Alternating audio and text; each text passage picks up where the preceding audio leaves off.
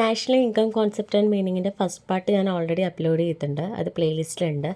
ഇത് സെക്കൻഡ് പാർട്ടാണ്. ഇതിലും കുറച്ച് ഇമ്പോർട്ടൻറ്റ് ടേംസും കൂടെ നോക്കിയിട്ട് നമുക്ക് ഈ ഒരു വീഡിയോ, ഇതൊരു ചെറിയ വീഡിയോ ആണ്, അപ്പോൾ സ്കിപ്പ് ചെയ്യാതെ കാണാം. അപ്പോൾ നമുക്ക് വീഡിയോയിലേക്ക് പോകാം. നമുക്ക് ആദ്യം തന്നെ ഈ ഒരു സെക്ഷനിൽ importance of the estimation of national income നോക്കാം. അതായത് ഒരു സമ്പദ് വ്യവസ്ഥയുടെ പൊതുവായ പ്രവർത്തനത്തെ വിശകലനം ചെയ്യാൻ ഉപയോഗിക്കുന്ന ഏറ്റവും പ്രധാനപ്പെട്ട മാനദണ്ഡമാണ് ദേശീയ വരുമാനം. ദേശീയ വരുമാനത്തിലേക്ക് വ്യത്യസ്ത മേഖലകൾ നൽകുന്ന സംഭാവനകളും അവയുടെ താരതമ്യ പ്രാധാന്യവും വിശകലനം ചെയ്യുവാൻ വേണ്ടിയിട്ട് നമുക്ക് ദേശീയ വരുമാന കണക്കുകൾ സഹായകരമാണ്. അതുപോലെ തന്നെ ഒരു രാഷ്ട്രത്തിൻ്റെ വളർച്ച കണക്കാക്കണമെങ്കിൽ അതിൻ്റെ ദേശീയ വരുമാനത്തിൽ പല വർഷങ്ങളായി സംഭവിച്ച വ്യതിയാനം അല്ലെങ്കിൽ മാറ്റങ്ങൾ താരതമ്യപ്പെടുത്തിയാൽ മതിയാകും. അങ്ങനെയാണ് നമ്മൾ ഒരു രാഷ്ട്രത്തിൻ്റെ വളർച്ച കണക്കാക്കുന്നത്. പിന്നെ ദേശീയ വരുമാനത്തിൻ്റെ പ്രവണതകളെ സംബന്ധിച്ച് കൃത്യമായിട്ട് ഒരു അറിവില്ലാതെ ഒരു രാഷ്ട്രത്തിന് അതിൻ്റെ എന്തെങ്കിലും പദ്ധതികൾ ആവിഷ്കരിക്കാനായിട്ട് കഴിയില്ല. സാമ്പത്തിക വളർച്ചയുടെയും ക്ഷേമത്തിൻ്റെയും അളവുകോലായിട്ടും നമ്മൾ ഈ ഒരു ദേശീയ വരുമാനത്തെ ഉപയോഗിക്കുന്നുണ്ട്. മാത്രമല്ല വ്യത്യസ്ത രാഷ്ട്രങ്ങളുടെ സാമ്പത്തിക വളർച്ചയുടെയും ജീവിത നിലവാരത്തിൻ്റെയും താരതമ്യം ഈ ഒരു ദേശീയ വരുമാന കണക്കുകളുടെ സഹായത്താൽ നടത്താനായിട്ട് കഴിയും. ഓക്കെ, നമുക്കിനി next estimation of national income in India കണക്കാക്കാം. അതായത് ഇന്ത്യയിൽ ദേശീയ വരുമാനവുമായി ബന്ധപ്പെട്ട മറ്റളവുകളും സംബന്ധിച്ച് കണക്കെടുപ്പ് നടത്തുന്നത് CSO ആണ്, അതായത് സെൻട്രൽ സ്റ്റാറ്റിസ്റ്റിക്കൽ ഓർഗനൈസേഷൻ ആണ്. ഈ കണക്കുകൾ നാഷണൽ അക്കൗണ്ട് സ്റ്റാറ്റിസ്റ്റിക്സ് എന്ന പേരിലാണ് എല്ലാ വർഷവും പ്രസിദ്ധീകരിക്കുന്നത്, അതായത് NAS. ഓക്കെ, ഇന്ത്യയുടെ ദേശീയ വരുമാനം ആദ്യമായി കണക്കാക്കിയത് ദാദാഭായ് നവറോജി ആയിരുന്നു. 1868 ദേശീയ വരുമാനമാണ് അദ്ദേഹം 1876 കണക്കാക്കിയിട്ടുള്ളത്. ഇന്ത്യയുടെ ദേശീയ വരുമാനം ശാസ്ത്രീയമായ രീതിയിൽ ആദ്യമായി കണക്കാക്കിയത് 1940 ആണ്. ഇന്ത്യയുടെ ദേശീയ വരുമാനം ഔദ്യോഗികമായി കണക്കാക്കിയത് 1949 ഇന്ത്യയുടെ ദേശീയ വരുമാനം കണക്കാക്കുന്നതിനായി ഇന്ത്യയുടെ സമ്പദ് വ്യവസ്ഥയെ 3 മേഖലകളായും 13 ഉപമേഖലകളായും തരംതിരിച്ചിട്ടുണ്ട്. അതിലത്തെ 3 മേഖലകളാണ് ഞാൻ ആ സ്ക്രീനിൽ കൊടുത്തിരിക്കുന്നത്. പ്രാഥമിക മേഖല, ദ്വിതീയ മേഖല ആൻഡ് തൃതീയ മേഖല, primary sector, secondary sector and tertiary sector. ഈ പ്രൈമറി സെക്ടറിലാണ് കൃഷിയും അനുബന്ധ പ്രവർത്തനങ്ങളും വനസമ്പത്ത്, മരം വെട്ടൽ, മത്സ്യബന്ധനം, ഖനനം, കൽപ്പണിയൊക്കെ വരുന്നത്. ദ്വിതീയ മേഖലയിലാണ് ഉൽപ്പന്ന നിർമ്മാണം, രജിസ്റ്റർ ചെയ്തവയും രജിസ്റ്റർ ചെയ്യാത്തവയും, നിർമ്മാണ പ്രവർത്തനങ്ങൾ, സ്ഥിരമായവ, താൽക്കാലികമായവ, വൈദ്യുതി, ഗ്യാസ്, ജലവിതരണമൊക്കെ ദ്വിതീയ മേഖലയിലാണ് വരുന്നത്.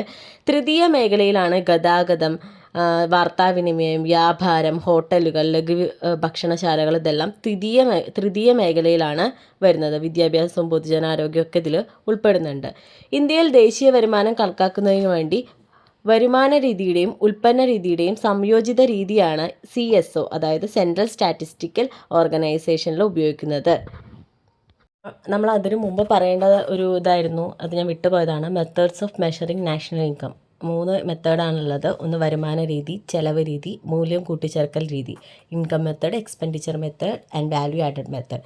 അതിൽ ഇൻകം മെത്തേഡ് എന്ന് പറഞ്ഞാൽ ഉൽപ്പാദന പ്രക്രിയയിൽ പങ്കെടുക്കാൻ ഉൽപ്പാദന ഘടകങ്ങൾക്ക് പ്രതിഫലമായി ലഭിക്കുന്ന വരുമാനത്തിൻ്റെ അടിസ്ഥാനത്തിൽ ദേശീയ വരുമാനം കണക്കാക്കുന്ന രീതിയാണ് ഇൻകം മെത്തേഡ്. അതായത് നമ്മുടെ ഈ വേതനം, കൂലി, ഇതൊക്കെ ഇല്ലേ, ഇതൊക്കെ ചേർത്തിട്ടുള്ളതാണ് ഇൻകം മെത്തേഡ് എന്ന് പറയുന്നത്. ഓക്കെ, അതിൽ തന്നെ നമുക്ക് ഈ ഭൂമി, പ്രയത്നം, മൂലധനം എല്ലാം ഇതിൽ നിന്നെല്ലാം ലഭിക്കുന്ന പ്രതിഫലത്തിൻ്റെ ആകെത്തുകയായിട്ടാണ് ഈ ഒരു ദേശീയ വരുമാനത്തിനെ കണക്കാക്കുന്നത്. അതിലൊരു ഇക്വേഷൻ കൊടുത്തിട്ടുണ്ട്, അതായത് NI = national income = wages, rent, profit, interest എല്ലാം കൂടെ ചേർത്ത ആകെ തുകയാണ്. ഓക്കെ, ഇനി നെക്സ്റ്റ് എന്താണ് എക്സ്പെൻഡിച്ചർ മെത്തേഡ് അഥവാ ചെലവ് രീതി. ഒരു സമ്പദ് വ്യവസ്ഥയിൽ ഉൽപ്പാദിക്കപ്പെടുന്ന സാധനങ്ങളും സേവനങ്ങളും വാങ്ങുന്നതിന് വേണ്ടി ചെലവാക്കുന്ന മൊത്തം തുകയുടെ അടിസ്ഥാനത്തിൽ ദേശീയ വരുമാനം കണക്കാക്കുന്ന രീതിയാണ് ചെലവ് രീതി എന്ന് പറയുന്നത്. ഇനി എന്താണ് മൂല്യം കൂട്ടിച്ചേർക്കൽ മെത്തേഡ് അല്ലെങ്കിൽ രീതി അല്ലെങ്കിൽ പ്രൊഡക്റ്റ് മെത്തേഡ്? ഒരു സമ്പദ് വ്യവസ്ഥയിലുള്ള എല്ലാ സംരംഭങ്ങളും കൂട്ടിച്ചേർക്കുന്ന മൂല്യത്തിൻ്റെ അടിസ്ഥാനത്തിലും ദേശീയ വരുമാനം കണക്കാക്കാനായിട്ട് സാധിക്കും. ഇനി difficulties in the estimation of national income നോക്കാം. അതായത് ഇന്ത്യയെപ്പോലെയുള്ള ഒരു വികസ്വര സമ്പദ് വ്യവസ്ഥയിൽ ദേശീയ വരുമാനം കണക്കാക്കുന്നതിൽ വളരെയധികം പ്രായോഗിക ബുദ്ധിമുട്ടുകളുണ്ട്. അതെന്തൊക്കെയാണെന്ന് വെച്ചാൽ, ഒന്ന് പണം ഉപയോഗിക്കാതെയുള്ള കൈമാറ്റങ്ങൾ, രണ്ട് തൊഴിൽപരമായ വിശേഷവൽക്കരണത്തിൻ്റെ അഭാവം, മൂന്ന് കണക്കുകളുടെ അപര്യാപ്തത, വിലയിലുണ്ടാകുന്ന മാറ്റം, നിയമാനുസൃതമല്ലാത്ത വരുമാനം, പൊതുസേവനങ്ങൾ, ചില വസ്തുക്കളുടെ മൂല്യം, സ്ഥിതിവിവര കണക്കുകളുടെ അപര്യാപ്തത, ഉൽപാദനം കഴിഞ്ഞ വസ്തുക്കളുടെ ശേഖരണം, തേയ്മാനം, ഡബിൾ കൗണ്ടിങ്, ഇമ്പ്യൂട്ടേഷൻ. ഇതൊക്കെയാണ് ആ ഡിഫിക്കൽട്ടീസ് ആയിട്ട് വരുന്നത്. അതിൽ ഈ പണം ഉപയോഗിക്കാതെയുള്ള കൈമാറ്റങ്ങൾ കൊണ്ട് ഉദ്ദേശിക്കുന്നത് എന്താണെന്ന് വെച്ചാൽ, ഇപ്പോൾ പ്രത്യേകിച്ച് ഒരു കാർഷിക മേഖല എടുക്കുകയാണെന്നുണ്ടെങ്കിൽ ഉൽപ്പന്നങ്ങൾ നമ്മളിപ്പോൾ സ്വന്തം യൂസിന്, ഇപ്പോൾ എന്തെങ്കിലും ഉണ്ടെന്നുണ്ടെങ്കിൽ അത് നമ്മുടെ സ്വന്തം യൂസിന് നമ്മൾ ഉപയോഗിക്കും, അല്ലെങ്കിൽ വസ്തുക്കൾക്ക് പകരമായിട്ട് എന്തെങ്കിലും കൊടുക്കും. ഇങ്ങനെയൊക്കെ വരുന്ന സമയത്ത് നമുക്ക് ദേശീയ വരുമാനം കണക്കാക്കുന്നതിൽ ഡിഫിക്കൽട്ടി വരാറുണ്ട്. അതേപോലെ തൊഴിൽപരമായ വിശേഷവൽക്കരണത്തിൻ്റെ അഭാവവും ഈ ഒരു ഡിഫിക്കൽട്ടിയിൽ പെടുന്നതാണ്. അതായത് ഇപ്പം ഗാർഹിക യൂണിറ്റുകളുടെ വരുമാനം നമുക്ക് പലതരം പ്രവർത്തനങ്ങളിൽ നിന്നാണ് ലഭിക്കുന്നത്. അതുപോലെ തന്നെ കണക്കുകളുടെ അപര്യാപ്തത. ഈ ചില ആളുകൾ കൃത്യമായിട്ട് എല്ലാവരും ഈ കണക്കൊന്നും സൂക്ഷിച്ച് നടക്കുന്നവരല്ല. ചില ആളുകൾ ഈ കണക്കുകൾ പുറത്ത് കൊണ്ടുവരാൻ വെളിപ്പെടുത്താനായിട്ട് മടിക്കുന്നവരും ഉണ്ട്. അത്തരം കേസസിലും നമുക്ക് ഈ നാഷണൽ ഇൻകം കണ്ടുപിടിക്കാൻ ഡിഫിക്കൽട്ടായിട്ട് വരുന്നുണ്ട്. പിന്നെ വിലയിലുണ്ടാകുന്ന മാറ്റവും നമുക്ക് ഈ ഒരു ഇതിൽ പെടുന്നുണ്ട്. അതേപോലെ നിയമാനുസൃതമല്ലാത്ത വരുമാനം കൊണ്ട് ഉദ്ദേശിക്കുന്നത് എന്താണെന്ന് വെച്ചാൽ, ഈ പൂഴ്ത്തിവെപ്പ് അല്ലെങ്കിൽ കരിഞ്ചന്ത, ഇതൊക്കെ നിയമാനുസൃതമല്ലാത്ത വരുമാനത്തിൽ പെടുന്നതാണ്.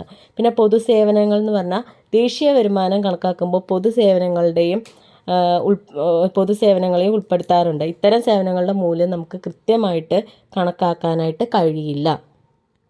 പിന്നെ ചില വസ്തുക്കളുടെ മൂല്യം നമുക്ക് കൃത്യമായിട്ട് കണക്കാക്കാൻ പറ്റാത്ത വരുന്നുണ്ട്. അത് നമുക്ക് ഈ ഒരു നാഷണൽ ഇൻകത്തിൽ ഡിഫിക്കൽട്ടിയാണ്. സ്ഥിതിവിവര കണക്കുകളുടെ അപര്യാപ്തത. അതായത് വിളകളുടെ ഉൽപ്പാദനം, മത്സ്യബന്ധനം, വനമേഖല, മൃഗസംരക്ഷണം, നിർമ്മാണ മേഖല എന്നിവയെ സംബന്ധിച്ച കൃത്യമായ കണക്കുകൾ നമുക്ക് ലഭ്യമാകാത്ത സാഹചര്യത്തിൽ ഈ ഒരു ദേശീയ വരുമാനം കണക്കാക്കുന്നതിൽ നമുക്ക് ഡിഫിക്കൽട്ടി വരാറുണ്ട്. പിന്നെ ഉൽപ്പാദനം കഴിഞ്ഞ വസ്തുക്കളുടെ ശേഖരം. ഉൽപ്പാദനം കഴിഞ്ഞ് വിറ്റഴിക്കപ്പെടാത്ത വസ്തുക്കളുടെ മൂല്യം ദേശീയ വരുമാനത്തിൽ ഉൾപ്പെടുത്തിയിട്ടുണ്ട്. ഇവയുടെ മൂല്യം ഉൽപ്പാദനം നടന്ന വർഷത്തെ വിലയുടെ അടിസ്ഥാനത്തിലാണോ അതോ വിറ്റഴിക്കപ്പെടുമ്പോഴുള്ള വിലയുടെ അടിസ്ഥാനത്തിലാണോ കണക്കാക്കേണ്ടതെന്നത് ദേശീയ വരുമാനത്തെ കണക്കാക്കുമ്പോഴുള്ള ഒരു പ്രശ്നമായിട്ട് വരാറുണ്ട്. അതുപോലെ തന്നെ തേയ്മാനവും ഡബിൾ കൗണ്ടിങ്ങും ഇമ്പ്യൂട്ടേഷനും ഈ ഒരു ഡിഫിക്കൽട്ടി ആയിട്ട് വരാറുണ്ട്. തേയ്മാനം എന്താണെന്ന് വെച്ചാൽ, വ്യവസായ സ്ഥാപനങ്ങൾ സാധാരണയായി തേയ്മാന ചെലവ് കണക്കാക്കുന്നത് മൂലധന വസ്തുക്കൾ വാങ്ങുമ്പോഴുള്ള യഥാർത്ഥ ചെലവിൻ്റെ അടിസ്ഥാനത്തിലാണ്. പക്ഷേ മൂലധന വസ്തുക്കളുടെ വിലയിലുണ്ടാകുന്ന മാറ്റങ്ങൾ പല പ്രശ്നങ്ങളും സൃഷ്ടിക്കാറുണ്ട്. ഈ ഡബിൾ കൗണ്ടിങ് എന്താണെന്ന് വെച്ചാൽ, ദേശീയ വരുമാനം കണക്കാക്കുമ്പോൾ ഒരേ സാധനം അല്ലെങ്കിൽ വസ്തുവിൻ്റെ മൂല്യം ഒന്നിലധികം തവണ കണക്കാക്കുമ്പോൾ ഉണ്ടാകുന്ന ഒരു പ്രശ്നമാണ് ഈ ഡബിൾ കൗണ്ടിങ് എന്ന് പറഞ്ഞാൽ. ഇമ്പ്യൂട്ടേഷൻ എന്ന് പറഞ്ഞാൽ, മൊത്തം ആഭ്യന്തര ഉൽപ്പന്നം കണക്കാക്കുമ്പോൾ ഒരു വർഷം ഉൽപ്പാദിക്കപ്പെടുന്ന എല്ലാ സാധനങ്ങളുടെയും സേവനങ്ങളുടെയും മൂല്യം ഉൾപ്പെടുത്തുന്നുണ്ട്. ഇമ്പ്യൂട്ടേഷനിൽ നമ്മൾ പ്രധാനമായിട്ട് പറയേണ്ടത് എന്താണെന്ന് വെച്ചാൽ, പണം ഉപയോഗിച്ചുള്ള വിനിമയത്തിന് വിധേയമാകാത്ത സാധനങ്ങളുടെയും സേവനങ്ങളുടെയും മൂല്യം ദേശീയ വരുമാനത്തിൽ ഉൾപ്പെടുത്തുന്ന പ്രക്രിയയാണ് ഇമ്പ്യൂട്ടേഷൻ എന്ന് പറയുന്നത്. അതായത് ഇപ്പം സ്വന്തം ഉപയോഗത്തിനായിട്ട് കർഷകർ മാറ്റിവെക്കുന്ന വിളകൾ, പിന്നെ ഉടമകൾ തന്നെ ഉപയോഗിക്കുന്ന കെട്ടിടങ്ങളുടെ വാടകയായി കണക്കാക്കുന്ന തുക, ഇതെല്ലാം സ്വന്തം ഉപഭോഗത്തിനായിട്ട് ഉൽപ്പാദിക്കപ്പെടുന്ന വസ്തുക്കൾ, ഇതെല്ലാം ദേശീയ വരുമാനത്തിൽ ഉൾപ്പെടുത്തുന്നത് ഇമ്പ്യൂട്ടേഷൻ രീതിയിലൂടെയാണ്. ഇത്തരം സാധനങ്ങളുടെയും സേവനങ്ങളുടെയും മൂല്യം ഉൾപ്പെടുത്താതെ ദേശീയ വരുമാനം കണക്കാക്കാനായിട്ട് പറ്റില്ല.